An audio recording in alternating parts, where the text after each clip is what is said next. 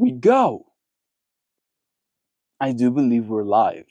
So I'll say indeed, and greetings unto you, beloved and holy friends.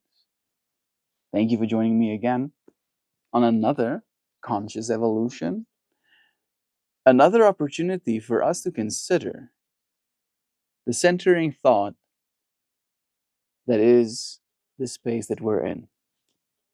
Thinking about how this space that we're in allows us a certain set of opportunities, very unique opportunities, right? So it happens that the space I'm in, I have the opportunity to reach out and touch dogs, right? Maybe you have dogs close to you as well. And in that way, our spaces share the same synchronicity that is the opportunity of dog petting, potentially, right? Also, the opportunity to get potentially perturbed, disturbed by the playing of dogs around you. Then there's also the extra layers of opportunity, right? And that's the thing that I really felt myself considering today a lot is this reasoning. Freaking mosquito. This reasoning behind why it is we have all of these opportunities in life, right? As it relates to what we can do with our time, as it relates to what we can do with our ability to know things, right, about the world, educate or be educated, right?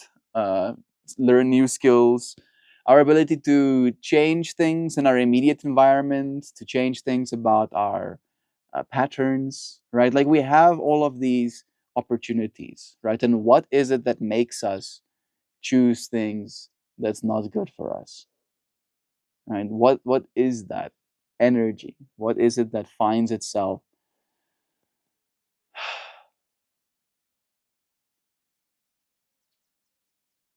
almost like putting itself in a book I read very long ago. I think it's called The War on Art.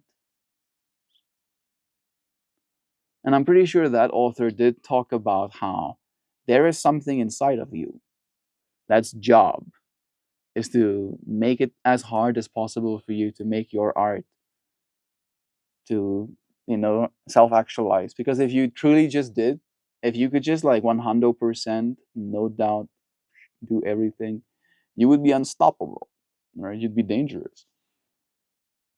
And in that way, it's almost like we have this thing. Can you tell me about the key understandings, the most important core concepts of the war on art? Zoom, zoom, zoom, zoom, zoom. Yo, it's taking long. Thank you. Yeah.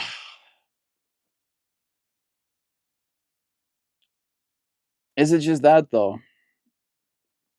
The War on Art by author Stephen Pressfield delves into the internal battles that hinder creative expression and personal growth. The book's core concepts include resistance as the primary obstacle. Pressfield introduces resistance as an internal adversary that manifests as procrastination, self doubt, fear, and rationalization. This force oppresses any endeavor aimed at personal growth or creative achievement, acting as a barrier between the life we live and the unlived life within us, right? That opportunity of the space that you're in. You are in that space. You are here. You are that untapped potential always. And then we have this resistance inside of us, right? This thing, this wall that's always in the way of us trying to move forward, trying to do the thing that's hard. Why? Why? Why you gotta be like that? And then it goes the second point, the universality of resistance. This has been with us our entire existence. For as long as our species has been, we have been pushing against this freaking universal resistance. Resistance is a universal phenomenon affecting everyone, regardless of their pursuits. It arises from within and is self generated, aiming to distract and this struggle is common, can help individuals confront and eventually overcome it, turning into a pro, becoming an actual professional. Pressfield emphasizes the importance of adopting a professional mindset to combat resistance. Turning pro involves showing up consistently. Oh my goodness. I like how I read this book long ago and I can't really remember all of the key points. And then, right, like I read this book when I was 19,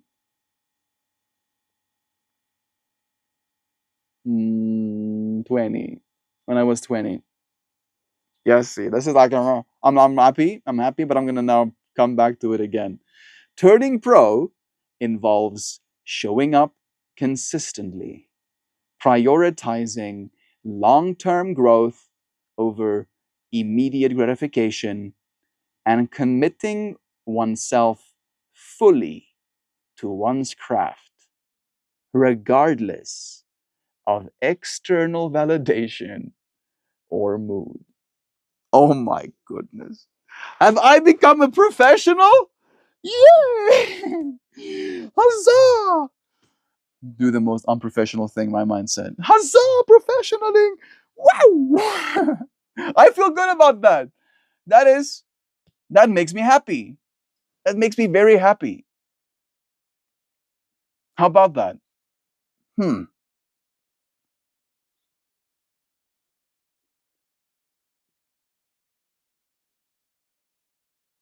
I need to read more books, don't I? Oh, that's tough. Yes, you are. Thank you, Kristen. Yeah. Still though, like I read this so long ago, and to like read those words, that feels just very like affirmational. More though, using resistance as a compass. I do like this, right? And I'll read it still, but it is this idea that when you find yourself experiencing that resistance, right, you know you're going in the right direction because that is universal, right? And you have become a professional where you show up for the thing no matter what, no matter what, right? Rain or sunlight, feel goods or not. What book was that? It's called The War on Art. I think it's like a nice and thin one as well, like 93 pages. Hey, and I should just ask here, how many pages was The War of Art? The War on Art? Sorry.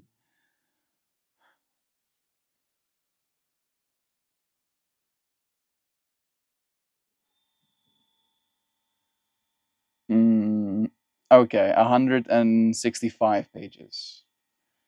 Not 93. I knew it was like a small amount of pages. Yeah, 165 pages. So it's not even, break the brain. I'm never gonna get through it. It's like a nice and quick read, and it's really good. It's like I mean, clearly it made an impact. I guess. I guess. Here I am, almost like going on 7 years later, reflecting on this book. Resistance is a compass. The author suggests that the areas where we feel the most resistance often points to our true calling, our most significant opportunity for growth. Instead of avoiding these challenges, we should see them as indicators of where to focus our efforts. Collaboration with higher forces. Ooh. Here's where he talks about the muse. I do like this stuff too. Pressfield discusses the concept of muses, or higher realms of inspiration, encouraging individuals to view their creative work as a collaboration with these forces. This perspective fosters humility and dedication, positioning the artist as a conduit for greater creative energies. By understanding and internalizing these concepts, individuals can better navigate the challenges inherent in creative endeavors and personal development, ultimately overcoming resistance to realize their full potential. I'm still far away, Pressfield. Bro, I've been doing it, but I guess I still got more time though, right? How old was Pressfield when he wrote his book? Let's see. How much time do I got before I have to be on Pressfield level? That's totally how it works, right? Mm. He was 58 when he wrote that book, when the book was published. 58 years old, right? And that book changed my life. 58 years old, older than my dad is, right? To be even close to on his level. Bet, bet. I'm down for it. Is he still alive? Is he still alive? I hope so. He was born 1943, so he should be, right? Ah, as of April 1st. Oh, it's April Fool's Day, 2025. There are no reports indicating that Stephen Pressfield has passed away. Nice. He's currently 81 years old. His official website and social media profiles do not contain any announcements. Good. That's fantastic. Thank you for letting me know.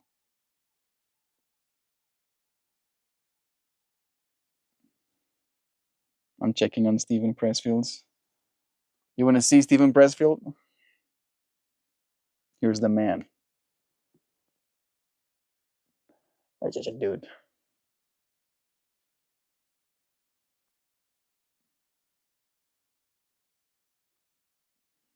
Yeah, it's a good book.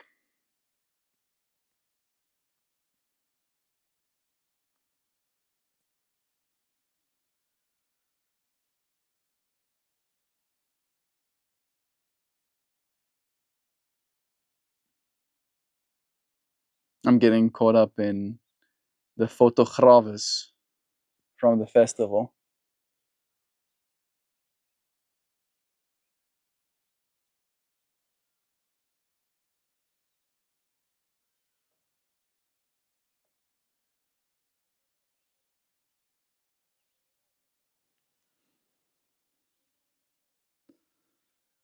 What a fractal to have been in that space.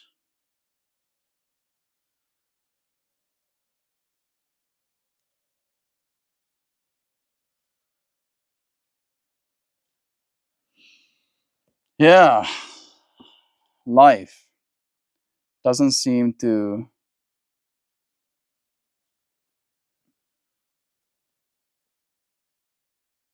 care what space it's in.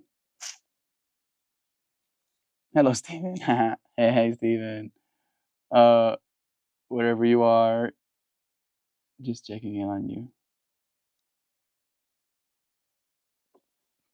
Loving your friends. Uh, yeah,